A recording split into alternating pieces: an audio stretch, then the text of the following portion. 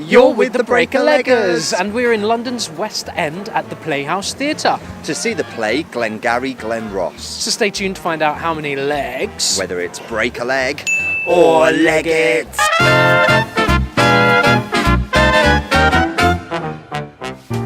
Before you lovely people go any further, To make sure you've always got your finger on the theatrical for pulse, theatre news, reviews and interviews. hit subscribe now. So Glengarry Glen Ross, what do we know about this piece? Well, it's a satirical play about greed, corruption, and a world in which money is God. Okay, so a topical piece, and the director? Director is Sam Yates. Sam has directed a couple of things here in London, including the musical Murder Ballad. Okay, he also did a play at the Trafalgar Studios, East is East. Yes, a production of East is East, which starred Jane Horrocks. And we Okay. saw that one. We did, but before we started reviewing. Yes. So sorry about that. Playwright is David Mamet? Yes, David Mamet. We've only ever seen one more David Mamet play, I think, American Buffalo. Yes, starring Damian Lewis. Yeah, that was here in London a couple of years ago, and it was brilliant. And again, that was before we started reviewing, Yeah. so apologies again. But it was very good. It was very good. Cast. Cast in this, we've got Hollywood A-lister, maybe 80s A-lister, Christian Slater, Who has done? Heathers. That's an old school film. Yeah. Very 80s. I know him Broken Arrow. from, yes, Broken Arrow, and also Robin Hood, Prince of Thieves. Yes, he was in that. Also in the cast is Kris Marshall, who we saw in a play which we did review recently at the National, Ugly Lies the Bone. You can catch that review just up there. Yes, also kind of British theatre and TV stalwart Don Warrington, probably best known for his part in the 70s sitcom Rising Damp with Francis Delator, who I love. He's been around forever. He's trod the boards a lot. Such a great British actor.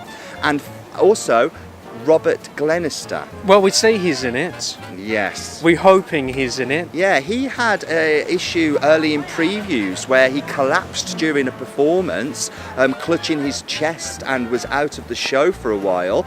Just last night, he rose up on stage in a kind of an emotional state. They had to pull the curtain and get his understudy on, so who knows whether he's going to be back for this matinee, although I have heard on Twitter that he's okay. So hopefully we'll be seeing him. I guess we'll find out. And you like him a lot, don't you? Where do you like him from? I've always followed him from Hustle. He was in Hustle with Adrian Lester. I was a big fan of that. Has the piece won any awards? Yeah, well, it premiered here in London at the National Theatre in 1983 and won the Olivier Award for Best New Play at that time. When it hopped over to the other side of the pond, it won the Pulitzer Prize for Drama in 1984. So some great credits for this piece. And it's also been turned into a film. Yes, it was adapted in 1992 with a star-studded cast, including Jack Lemmon. Jack Lemmon. Yep. Alec Baldwin. Ed Harris, and Who was that? Oh, Kevin Spacey. yes. Controversial. So I am pretty much looking forward to this, based on the strength of the cast and the playwright himself. It's 2 acts, but the first act is only 35 minutes. Yeah. So we'll be letting you know what we think when we catch you there. Very soon. We've come to the interval of Glengarry Glen Ross, which means it's time for the Break-a-Leggers 30-second interval breakdown. Go! What do you think? Well, I don't really know what to say as yet because kind of nothing's happened. I think quite a lot of the audience was surprised that the interval was going to be taking place. It's very static. Nice text from David Mamet in the right hand. It's very nice, but not much going on. How about you? Yeah, I'd say some of the delivery of it is better than others. I feel very capable Christian Slater. Think he is totally selling it. The others I'm not too sure about. I am interested to see how it's going to progress, but so far.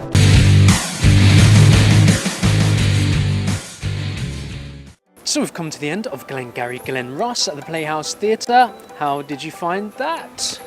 I thought it was okay. I was engaged throughout. I wasn't thinking about work, even though it's set in a work environment, which was pretty good. Yeah. Is that sales? Yeah, sales. I work in sales in my day-to-day job because I'm not a full-time legger.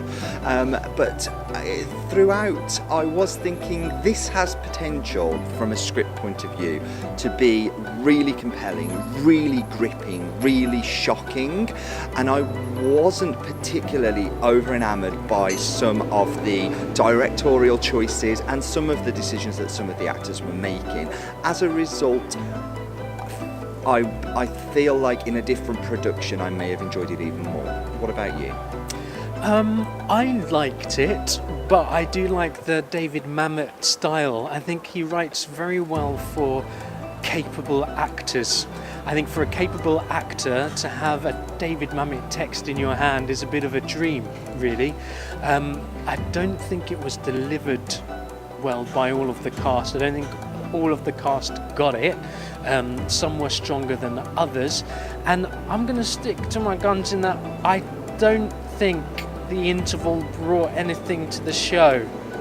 Now, the interval was basically there as a set change. It's quite a massive set change, so they need to do something in order to nod towards it. So now this is where it falls apart for me, because the first act set was a whole accomplished, detailed set, which it didn't need to be, because it was set just at the front in the middle at two tables. It needed to be a table and chairs, and that's it. There could have been like hangman style, just something that they could have dropped down in front. Hangmen.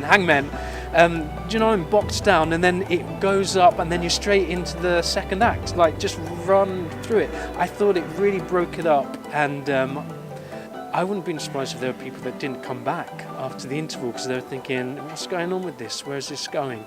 So I think the interval broke it up for me. However, I thought it was good. I did enjoy it. Yeah. Gotta say, whilst a couple of the cast were, not fantastic, it was really unfortunate that we're missing Rob Glenister. Yes, and he wasn't in it. He wasn't in it today due to his ill health, but the understudy that did go on, Mark Carlisle, went on in the first act script in hand and went in the second act really unsure of himself. This pulls a huge amount of questions for me to understudies in shows. How much rehearsal are they getting? How show ready are they before each curtain up? Because from what I'm getting for this, he went on last night for the second act, and would have known, I imagine, that there was a huge potential that he'd go on today. He wasn't ready, and it was disappointing. No, we had something similar in Committees happened. It happened in Cat on a Hot Tin Roof as well. Cat on a Hot Tin Roof, that's what I was thinking.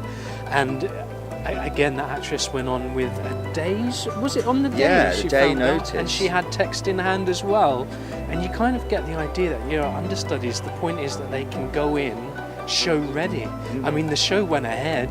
Yeah.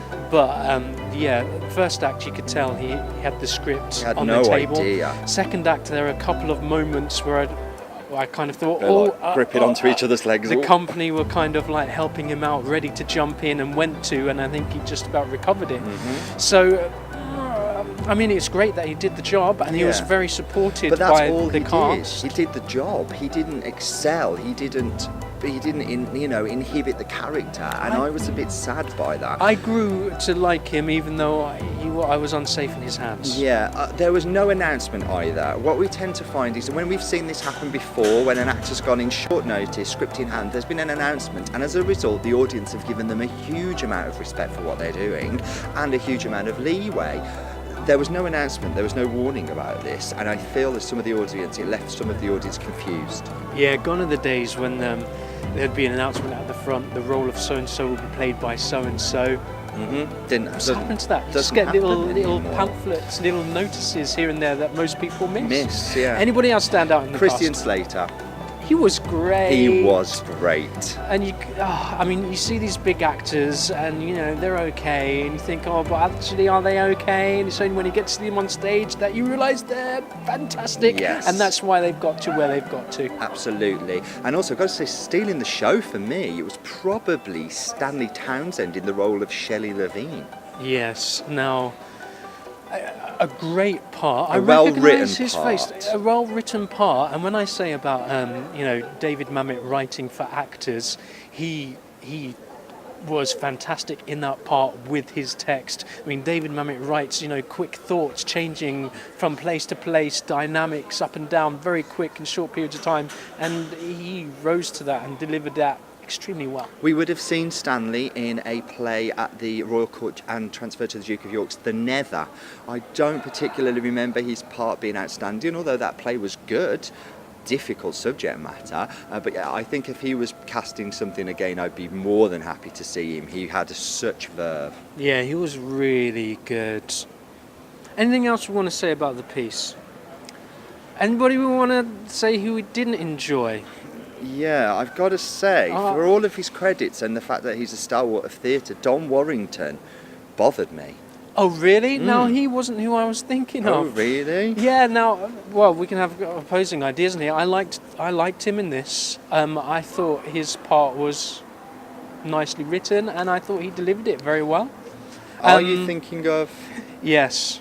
Kris you Marshall. Don't like him at all, do you? You Kris hated Marshall. him No, in do you know, he's Ugly Lies the Bone as well. Ugly Lies the Bone, I didn't like him in either. I thought he played very well a character in My Family, and that's kind of where he's known mainly, or where I know him from. I think he plays that very well, kind of goofy, kind of fun comedy character in this. No. He was hotly tipped to be the next Doctor Who. He was one of the top contenders. I could see him doing that well. Again, that's quirky. Maybe he's a TV actor. Maybe he's not a stage actor, but at least not for us. But I mean, Sorry, hey, Chris. that's what I think. That's just what he thought.